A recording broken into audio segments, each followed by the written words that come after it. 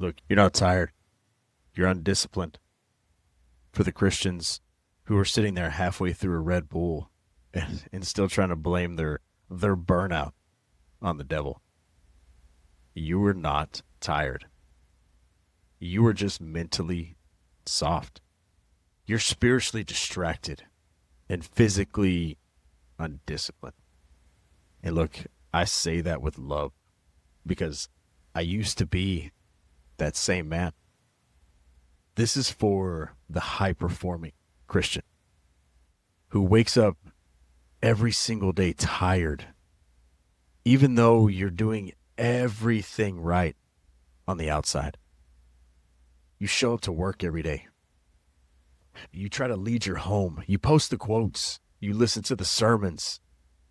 You even throw in a workout here and there. But underneath it all, you're still drained. You feel like God is just so far away.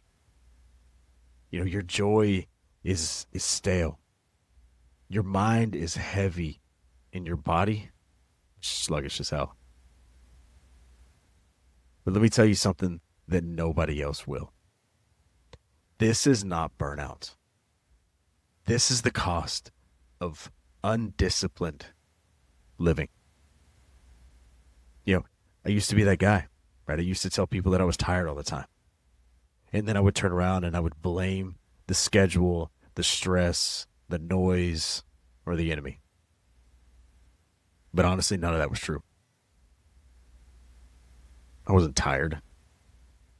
I was spiritually lazy. Oh, I had the energy for the things that serve my flesh, but absolutely nothing for what built my soul. I could sit and scroll on Instagram for hours, but I couldn't read the word for 5 minutes. I had the strength to sit and argue with people or yell at my kids, but I didn't have the discipline to lead my life in prayer. And I just thought, man, I just need more rest. But what I actually needed was a rebuke. And look, God didn't tell me to slow down. He told me to get up, to fight, to actually take responsibility for my temple, for my time, and for my thought life. And the moment that I finally stopped lying to myself about being tired,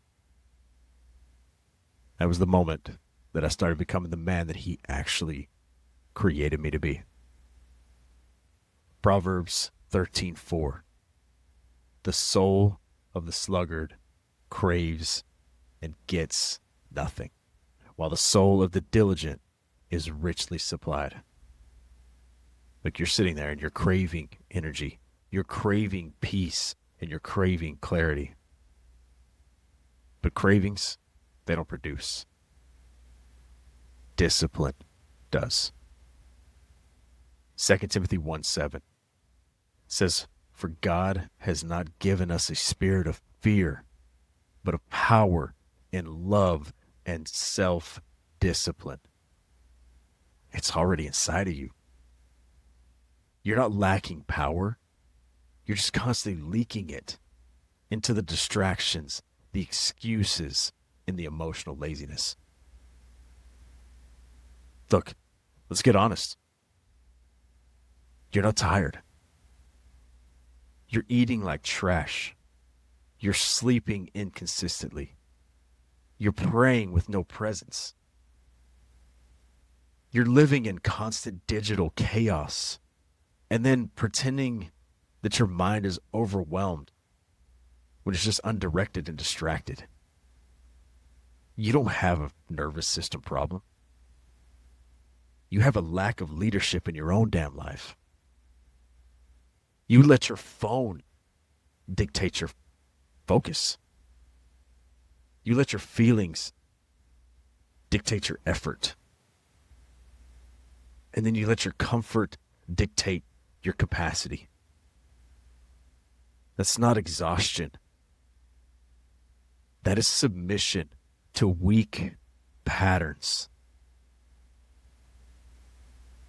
Look, you don't need a new planner. You don't need to go out and find better supplements. You don't need another quiet time playlist. You need repentance, true repentance, for trying to make laziness holy, for calling your excuses seasons, for blaming demons when it's your own lack of discipline. The most dangerous lie the church bought into was that tiredness is some kind of a spiritual badge. It's not.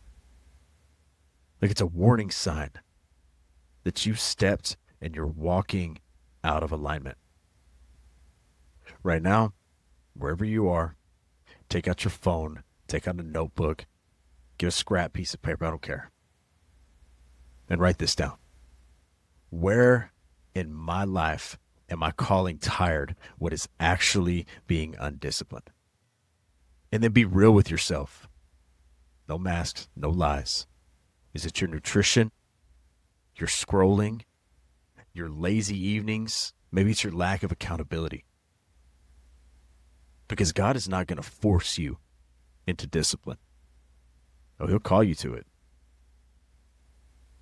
But he is not going to drag you in it.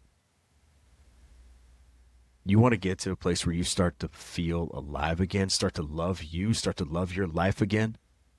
Start waking up without hitting the snooze. Move your body every freaking day. It doesn't matter how you feel. Get into the Word before you give your attention to the world. Cut out the crap that you know is draining your mind. Get up and lead your home with intentional energy. Get under authority. Join something that holds you accountable. Your freedom is on the other side of discipline. It lies in the uncomfortable. Not the emotion, not the clarity, not some crap motivation. Discipline. But God didn't make you to sit and try to survive on fumes. He made you to rise up and to walk in power. But that power is not gifted. It's cultivated. And look, if you're tired of being tired, if you're done lying to yourself, then it's time to get up, to rise, and go to war. You don't need a freaking nap. You need a wake-up call. And this was it. Look, drop me an enough down below if you're ready to stop calling discipline legalism and start living with power. Hit the subscribe if this hits you in the chest. And you know what? Share this with someone who is stuck in their own self-pity. Look, this isn't just motivation. This is a movement. This is a calling. Next Friday, we go even deeper. So get ready.